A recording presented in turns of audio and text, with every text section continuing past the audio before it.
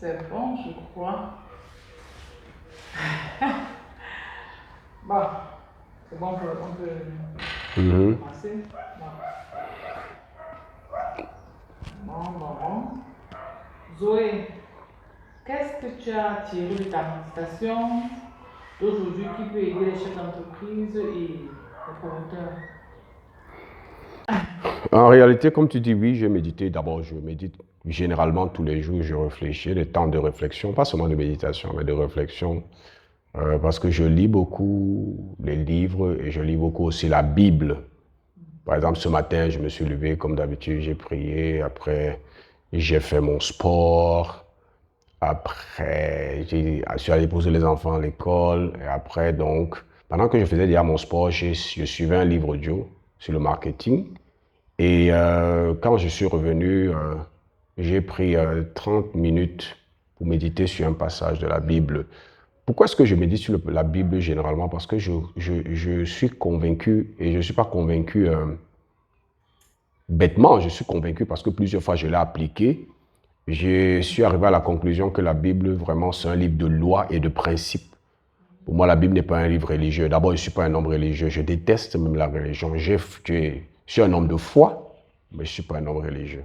Donc, aujourd'hui, j'ai lu dans le livre de Luc et Jésus est en train de donner des recommandations et des instructions à ses disciples et à la foule qui était là, comme d'habitude, mais il y a quelque chose qui m'a marqué. Et c'était dans le passage, c'était dans le chapitre 12 de Luc. Je vais lire cette partie-là. C'est une partie du verset 1 et tout le verset 2 de Luc 12. Et je veux faire un parallèle avec le monde des affaires, avec le business, pour qu'on puisse voir. Il dit, avant tout, gardez-vous du levain des pharisiens qui est l'hypocrisie. Il n'y a rien de caché qui ne doive être découvert, ni de secret qui ne doive être connu.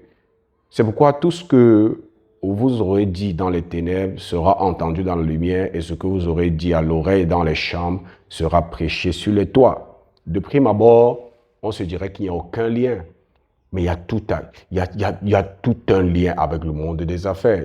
Tu sais, nous vivons dans un monde où c'est en anglais qu'on le dit souvent mieux. Il y a cette mentalité qu'il y a là dehors. Il suffit que tu sois dans le monde des entrepreneurs pour le savoir. On dit en anglais fake it until you make it. Ça veut dire fais semblant jusqu'à ce que tu vas réussir. C'est une mentalité, la mentalité de l'hypocrisie en fait. L'hypocrisie. Quand on dit fake it veut dire fais semblant. Et jusqu'à ce que tu réussisses. Et c'est une mentalité très dangereuse parce que il y a quelques années en arrière, j'avais lu un livre de Robert Kiyosaki. Il était co-auteur avec Donald Trump. Et beaucoup de personnes qui sont dans le monde du marketing des réseaux connaissent ce livre. C'est le business du 21e siècle. Et lorsque j'avais lu ce livre, il donnait des recommandations, les deux donnaient des recommandations là-dedans en disant qu'il y a des entreprises et il y a des business ou des boulots que lorsque tu fais, ça te bâtit le bon mindset et ça te donne les bons outils pour devenir un bon entrepreneur plus tard. Et parmi ces business, il recommandait aux jeunes de se lancer dans le marketing de réseau parce que les compagnies de marketing de réseau ont cette particularité qu'elles ont en interne des programmes de développement de leurs distributeurs. Et c'était vrai. Sur la base donc des recommandations là, j'ai rejoint une entreprise de marketing de réseau. Et justement, dans cette entreprise, ils avaient un programme extraordinaire pour le développement personnel. Extraordinaire. C'est dans cette compagnie que j'ai développé mes capacités en prospection. C'est dans cette compagnie que j'ai développé mes capacités en présentation, en vente, en closing, en tout ce que tu peux imaginer en termes de vente. Comment parler à un étranger, comment briser la glace, comment créer le lien, comment créer l'intérêt, comment présenter. C'est vraiment dans cette compagnie. Et cette compagnie-là fonctionnait selon cette mentalité. Dans nos réunions, on avait l'habitude d'insister là-dessus. Ceux qui étaient les gourous et ceux qui étaient même les experts qu'on amenait de l'étranger pour nous former, ils aimaient répéter ça. Fake it until you make it. C'est une mentalité que pour réussir, tu dois faire semblant que tu as déjà réalisé un certain nombre de choses. En fait, ça part de quoi? Ça part de l'idée que les gens ne vont pas croire en toi si tu ne leur montres pas d'une manière ou d'une autre que tu as déjà réalisé de très grandes choses pour qu'ils puissent croire en toi. C'est pour ça que certaines personnes qui sont dans les compagnies de marketing des réseaux vont exagérer les montants, vont dire des choses que le produit ne fait pas. Le produit peut être efficace, par exemple, pour régulariser l'hypertension. Ils vont te dire que même si c'est le cancer, ça va guérir, même si... Pourquoi? Parce que c'est la philosophie de fake it. Il va te dire que depuis qu'il est dans la compagnie, là, en 6 mois, il a gagné, je ne sais pas, 12 millions, simplement parce qu'il veut te toucher. Et c'est très dangereux. Et il n'y a pas que ça dans le marketing de réseau. Dans le monde de l'entrepreneuriat, il y a beaucoup d'entrepreneurs et d'hommes d'affaires qui fonctionnent comme ça. Et dans ce passage, Jésus dit clairement que faites attention à l'hypocrisie. Il dit, gardez-vous, c'est du levain. Il appelle l'hypocrisie le levain des pharisiens. Le levain, c'est ce qu'on appelle aujourd'hui la levure. La levure, nous savons que c'est quelque chose parmi les ingrédients du pâtissier. Quand tu regardes les ingrédients du pâtissier, c'est la chose la plus infime. Tu vois une petite poudre comme ça. Mais c'est la poudre là qui fait lever toute la pâte. C'est-à-dire que dès qu'on met la poudre là dans l'ensemble, tout l'ensemble gonfle. Et on appelle ça l'hypocrisie. Regarde comment il appelle. Il appelle le levain des pharisiens, c'est l'hypocrisie. Lorsque le levain est placé quelque part, tu sauras qu'on a mis la levure quelque part parce que directement la pâte va gonfler. Ça veut dire quoi? L'hypocrisie, c'est quelque chose qu'on va finir par découvrir. Ce n'est pas quelque chose que tu peux cacher. Beaucoup de chefs d'entreprise ont cette tendance dans leur communication, dans leur marketing, à dire des choses qui ne sont pas vraies parce qu'ils veulent se donner une certaine image. C'est encore pire maintenant. Pourquoi? Parce que sur les réseaux sociaux, beaucoup d'hommes d'affaires, de femmes d'affaires, de chefs d'entreprise, de promoteurs se sont rendus compte du pouvoir du contenu et du pouvoir des réseaux sociaux. Et qu'est-ce que les gens font? Ils inventent. Ils disent des choses qu'ils n'ont pas faites. Il y a beaucoup d'influenceurs. Est-ce que tu sais qu'il y a beaucoup d'influenceurs qui vont louer des voitures et se tenir devant de grandes maisons, se demander qu'on filme un bon photographe ils font un bon shooting, ils mettent ça sur Photoshop et ils disent que voilà ce que mon business m'a donné. Si tu investis dans le trading comme moi, tu vas devenir comme ça. Et il y a les gens qui tombent dans ça. Et il n'y a pas que les influenceurs, il y a beaucoup d'entrepreneurs, de chefs d'entreprise qui font ça. Parce que c'est une mentalité qui est devenue un peu comme systémique. Beaucoup d'entrepreneurs sont arrivés à la conclusion que si je veux m'en sortir, je dois mentir. Va même simplement au marché. Quelqu'un sait que son produit ne peut pas faire ça, mais il te ment. Parce qu'il veut quoi? Il veut que tu achètes. Moi, je me souviens, les rares fois où ça m'est arrivé, où quelqu'un a dit des choses, j'ai acheté, je me suis allé me rendre compte que ce qu'il disait n'était pas vrai. Qu'est-ce qui se passe en fait? À la fin, je ne reviens plus vers lui. N'est-ce pas? Sur le court terme, ça a l'air de quelque chose de bien. Parce que rapidement, ça me donne l'argent. Je mens. Oh, j'ai réalisé ça. J'ai travaillé avec tel. J'ai coaché tel. Vraiment, grâce à moi, il y a déjà 20 personnes qui sont devenues millionnaires. Si tu achètes ma formation, tu vas... C'est ça que les gens font. Les gens exagèrent. Les gens sont dans une vie d'hypocrisie. Ils disent des choses sur les réseaux sociaux. Ils disent des choses dans des médias. Ils disent des choses dans leur campagne publicitaire et marketing qui n'est pas vrai. La réalité, c'est que très souvent, dans le court terme, ça te donne les résultats. Mais après un certain temps, les gens te découvrent. C'est pour ça que Jésus appelle ça la levure. C'est comme la levure. Ça veut dire quoi? Lorsqu'on met la levure dans la pâte, tu sais qu'on a mis la levure. Pourquoi? Parce que la pâte lève. Tu ne peux pas tromper quelqu'un quand tu as mis la levure. Et quand il assimile dans l'hypocrisie là, le fait de faire semblant d'être une personne que tu n'es pas et de dire aux gens que tu as réalisé des choses que tu n'as jamais réalisées, il dit, en assimilant cette hypocrisie à la levure, au levain, il veut dire quoi? C'est visible. On va finalement voir.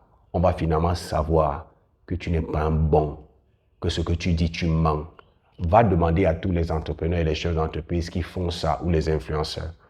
La personne qui a acheté chez toi une fois n'achètera jamais 2 fois. Parce qu'en achetant une fois, il s'est rendu compte que ce que tu disais de ce produit ou de ce service ou de ce coaching ou de cette formation n'est pas vrai. Il est déçu. Ça veut dire qu'il ne viendra plus acheter une 2e fois. Et la 3e chose qui va se passer, c'est quoi? C'est qu'il va aller dire aux gens que tu es dangereux, il ne faut pas faire du business avec toi. Tu vois donc que cette recommandation de Jésus s'applique pleinement dans le monde des affaires. Tu n'as pas besoin de faire semblant. Maintenant, quelqu'un va me dire que, mais, docteur Zoé, mais Où est la foi alors? La foi n'a rien à voir avec faire semblant. Et quand on va te dire, mais on enseigne aux gens à visualiser. Visualiser, c'est visualiser. Ce n'est pas aller dire à quelqu'un ce que j'ai fait ceci alors que tu n'as pas fait. Oui, je peux visualiser, si ça m'aide, je peux visualiser dans mon esprit que j'ai déjà réalisé ce que je veux parce que ça me bâtit une certaine foi, ça me donne une certaine attitude, ça me donne un certain courage pour pouvoir agir aujourd'hui, quels que soient les obstacles que je vois, pour pouvoir réaliser ce que je veux réaliser. Mais ça ne justifie pas le fait que j'aille dire à quelqu'un que cette année, nous avons fait 300 millions alors que nous n'avons même pas fait 5 millions. Ça ne justifie pas le fait que j'aille dire à quelqu'un que nous avons déjà aidé 12 entreprises à passer le cap je sais pas, à passer le cap des 500 millions ou des 600 millions alors que tu n'as même pas encore aidé 3. C'est du mensonge. Tu exagères. Ou ça ne me donne pas, ça ne justifie pas le fait que j'aille me filmer devant une voiture et j'aille mentir aux gens que c'est le MLM ou c'est mon business ou c'est mon trading qui m'a donné ça. Non, ça ne justifie pas. La foi, c'est quoi? Et comment est-ce que ça procède?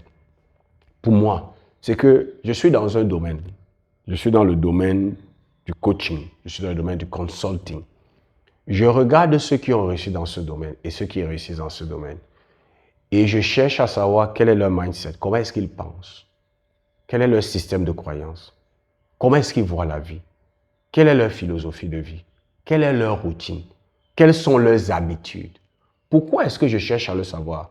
Parce que je sais que le succès, ce n'est pas quelque chose que tu attires. Comme les gens disent qu'avec la loi de l'attraction, tu attires le succès. On n'attire pas le succès. Le succès, c'est quelque chose que tu produis, pas la personne que tu deviens. Parce que plus je deviens une personne capable de produire, poser des actions qui donnent un certain résultat, plus je vais réussir. Parce que lorsqu'on parle diamant de succès, lorsque tu dis à quelqu'un qu'est-ce que tu veux faire dans la vie, qu'est-ce que tu aimerais réaliser, il va te parler de quelque chose qui a à voir avec quelque chose qu'il va avoir. Mais les gens n'arrivent justement pas à voir. Pourquoi? Parce qu'ils ne savent pas ce qu'il faut faire pour avoir ces choses. Ou des fois, ils savent ce qu'il faut faire, mais ils ne savent pas comment faire la chose d'une certaine manière. C'est pour ça que moi, j'ai l'habitude souvent de définir le succès en disant que le succès vient de notre capacité à faire les choses d'une certaine manière. Je te donne un exemple. Si tu veux avoir les mêmes résultats que Michael Jordan, il faut jouer comme Michael Jordan. Il faut dribbler comme Michael Jordan. Il faut sauter comme Michael Jordan. Face à la pression, il faut réfléchir, oui. Il faut réfléchir comme Michael Jordan. Je l'aime trop. Pour moi, c'est le meilleur joueur lui. Il faut réfléchir comme Michael Jordan.